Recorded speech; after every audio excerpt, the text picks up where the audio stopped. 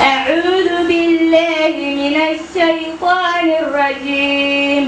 وإذ أوحيت إلى الحواريين أن آمنوا بي وبرسولي قالوا آمنا واشهد بأننا مسلمون. إذ قال الحواريون يا عيسى ابن مريم هل يستطيع ربك أن ينزل علينا مائدة من السماء؟ قال اتقوا الله إن كنتم مؤمنين. قالوا نريد أن نأكل منها وتطمئن قلوبنا ونعلم أن قد صدقتنا ونكون عليها من الشاهدين. قال عيسى ابن مريم اللهم ربنا أنزل علينا مائدة من السماء تكون لنا عيدا لأولنا وآخرنا وآية منك وارزقنا وأنت خير الرازقين.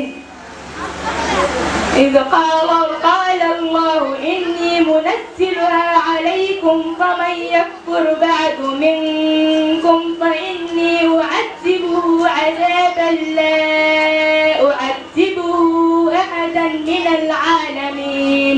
وإذ قال الله يا عيسى ابن مريم أنت قلت للناس اتخذوني وأمي إلهين من دون الله. قال سبحانك ما يكون لي أن أقول ما ليس لي بحق إن كنت قلته فقد علمته تعلم ما في نفسي ولا أعلم ما في نفسك إنك أنت علام الغيوب. ما قلت لهم إلا ما أمرتني به أن اعبدوا الله ربي وربكم وكنت عليهم شهيدا ما دمت فيهم فلما توفيتني كنت أنت الرقيب عليهم وأنت على كل شيء شهيد.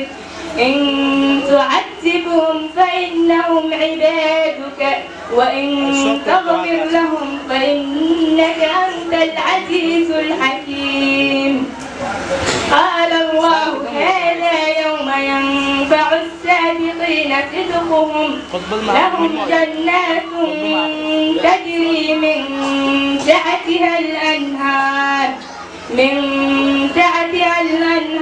خالدين فيها أبدا رضي الله عنهم ورضوا عنه ذلك الفوز العظيم.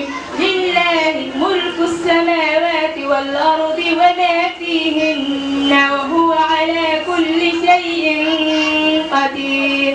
صدق الله العظيم وصدق رسول الكريم.